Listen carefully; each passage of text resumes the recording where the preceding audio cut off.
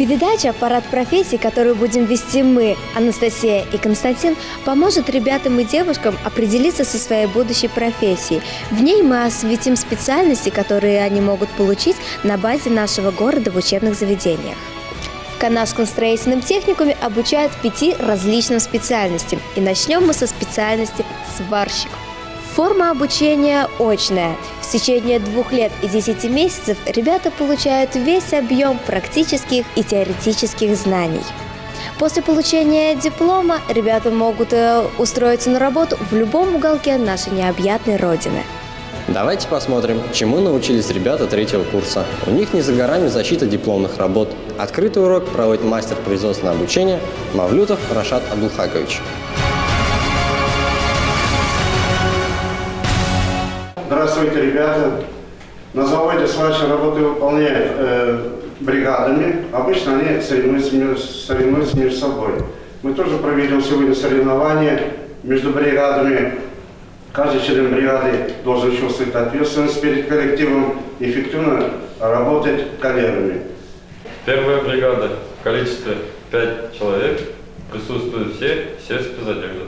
Вторая бригада состоит из 5 специалистов, все спецодежды готовы к уроку. Молодец, садись. Бригадир бригады, Рафиев Андрей. 30 бригад состоит из 5 человек, все присутствуют. Цель урока, сегодняшнего урока научиться выполнять качественную дуговую сварку пластин в вертикальном положении, снизу вверх, без курса хрома. Бригада, которая займет 1-е место, будет участвовать в конкурсе профмастерства по профессии сварщик и также получит, конечно, отличные оценки. Вам будет предложено 10 вопросов. Вопросы высветятся на мониторе. Вы должны будете ответить на вопросы словом, вписать слово в приложение 2 ведомость, рабочая ведомость перед вами. Во 2-м столбике вписываете правду или ложь. Потом высветится на экране правильный ответ, то есть правда или ложь. Вы уже ставите балл. Там, если правильно ответили, ставите 1 балл. Если неправильно, значит 0 баллов. После открывания дуги надо сделать замок примерно на 15-20 мм. Перекрыть, то есть предыдущий шов, да, чтобы не оставался что? Кратер в середине сварного шва, да? Или в конце сварного шва тоже. Но это у нас получается в середине сварного шва, чтобы кратера не было, вы должны перекрыть или делать замок. Молодец, хорошо, садись. 3-й вопрос. При очистке поверхностей шва горячий, поэтому такие работы не следует выполнять с применением защитных экранов, очков. Своей бригадой считаем, потому что ширина шва должна составлять не более 1 или 3 миллиметров диаметр электрода. Не миллиметр, 1/3 диаметра. То есть электрода. вы как при пределах от 1 до 3 умножая на диаметр электрода, у нас получается ширина сварного шва. На каждый вопрос ребята отвечали тщательно, все обдумав. Если ответ положительный – зеленая карта, отрицательный – красная. Ответы необходимо было обосновать. При правильном ответе – +1 балл. Каждая бригада достойно отвечала на все вопросы. Ну, давайте немножко коснемся вопросов техники безопасности. Шла защищать только при наличии экранов или очков. Очков, конечно, очки одевать или экраны. У вас на столах экраны имеются. Перед тем, как начать работу, надо проверить, заземлено ли сварочное оборудование. Сварочное оборудование только или что еще? И сварочные весы. Пока ребята выполняют теоретические задания, но через несколько минут они придут в учебные мастерские для выполнения практических заданий. Значит, у нас получается по 4 пластинки, по 3 шва. 3 шва с одной стороны.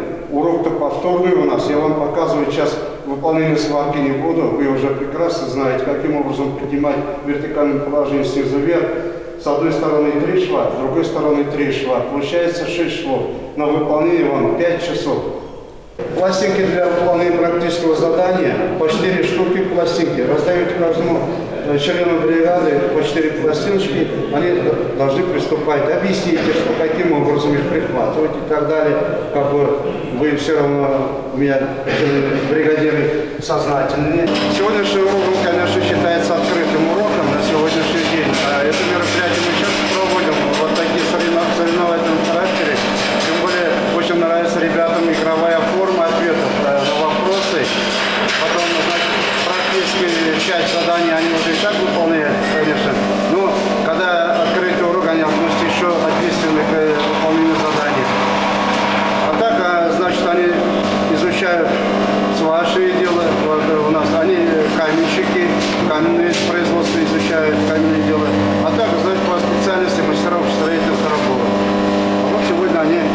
учебной практике по ручной дуговой сварке.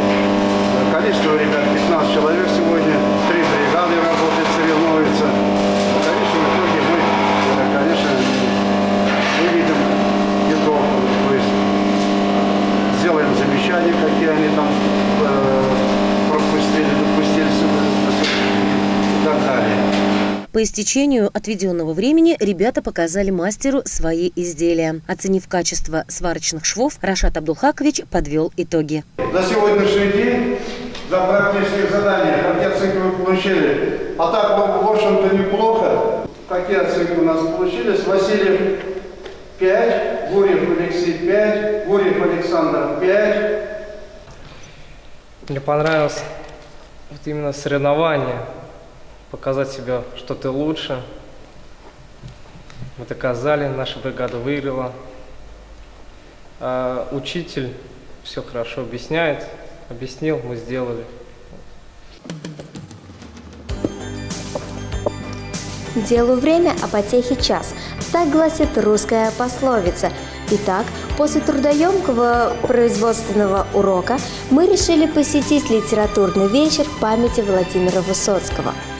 Организатором данного мероприятия стал педагог русского языка и литературы Ирина Павлинова. Кстати, мы с Константином приняли в этом мероприятии активное участие. 25 января Владимиру Высоцкому исполнилось бы 80 лет. Замечательный поэт ушел из жизни в самом расцвете своих творческих сил. Он не умел работать в полсилы, работал на износ. Поющий нерв эпохи, так называл его поэт Евгений Евтушенко. Годовщина, годовщина, встречи горькая причина.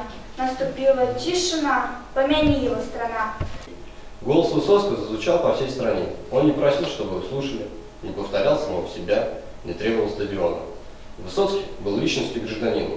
Лед надо мною, надломись и тресни, я весь в поту, как пахарь от сахи. Вернусь к тебе, как корабли из песни, все помня, даже старые стихи. Не меньше полувека, 40 с лишним, я жив тобой и Господом храним. Не есть что спеть, пристав перед Всевышним, не есть чем оправдаться перед Ним. Его популярность в нашей стране была поистине грандиозной. Он работал в самом лучшем театре страны, был известнейшим актером, его песни звучали в маленьких рыбацких поселках, из общежития больших заводов, из студенческих клубов, из-за колючей проволоки лагерей и на дачах высокопоставленных чиновников. Многие пытаются объяснить секрет популярности Высоцкого. Эта тема интересует и будет интересовать всех, кто занимается изучением его творчества.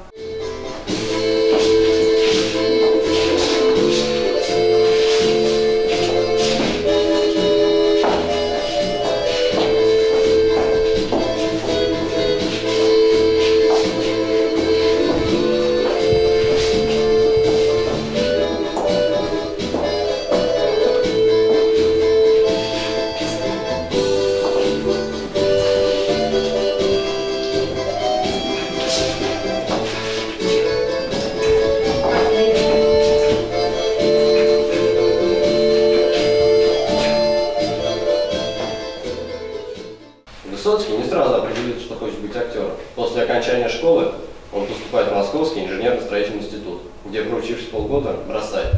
Это решение он принял в новогоднюю ночь с 55 на 56 год. Они с Игорем Кахановским, школьным другом Высоцкого, решили встретить Новый год весьма своеобразно, с зарисованием чертежей, без которых их просто не допустили бы к экзаменационной сессии. После боя курантов, выпив бокал шампанского, они принялись за дело. Где-то к 2 часам ночи чертежи были готовы, но тут Высоцкий встал, взял со стола баночку с тушью и стал ее остатками поливать свой чертеж. «Все, буду готовиться, есть еще полгода, попробую поступить в театральный». «А это не мое», — сказал тогда Владимир Семенович. Где твои 17 лет на большом каретном? Где начало твоих бед на большом каретном? А где твой черный пистолет на большом каретном? А где тебя сегодня нет на большом каретном? Высоцкий выдержал конкурс в школу-студию МХАТ и после ее окончания стал работать в драмтеатре имени Пушкина. Потом, когда в 1964 году открылся театр драмы и комедии на Таганке под руководством Юрия Любимова, он перешел туда и проработал там до конца своих дней. Свое творчество поэт начал с уличных, блатных песен, основная заслуга которых в том, что поэт повел действенную силу песни сатиры.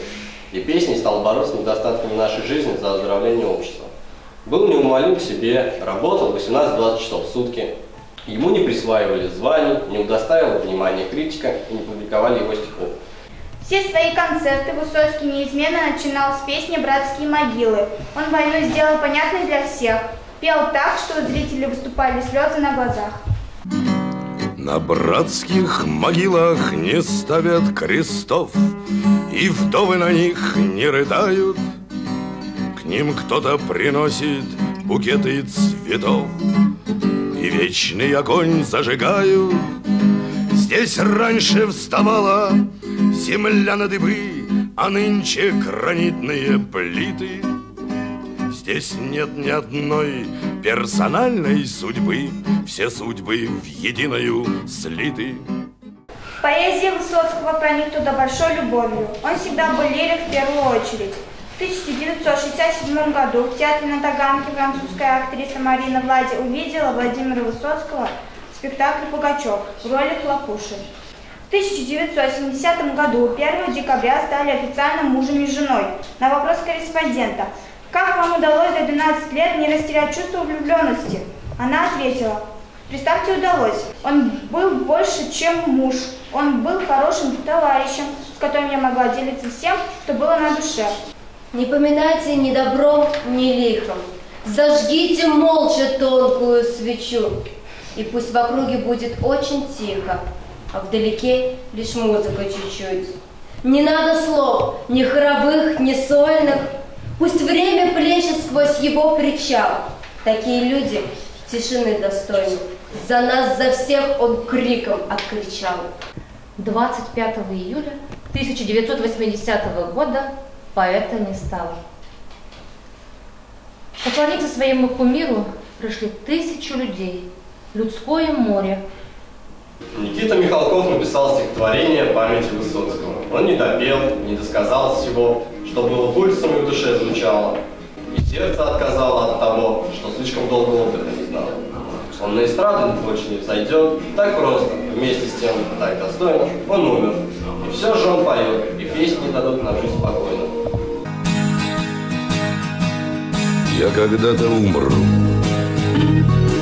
мы когда-то всегда умираем. Как быть, так угадать, чтоб не сам, чтобы в спину ножом убиенных щадят, отпивают и балуют раем. Не скажу про живых, а покойников мы бережем. Если в первой половине нашей передачи мы говорили о производственном обучении, то во второй мы показали, как литературные часы вносят в жизнь студентов какое-то особое праздничное настроение. В следующей же передаче мы расскажем вам о профессии мастер общестроительных работ, которой можно обучиться в Канашском строительном техникуме. Смотрите нашу передачу «Парад профессий» на канале РЕН-ТВ 12 марта в 19:00. Генеральным спонсором данной передачи является Канашский строительный техникум. До встречи!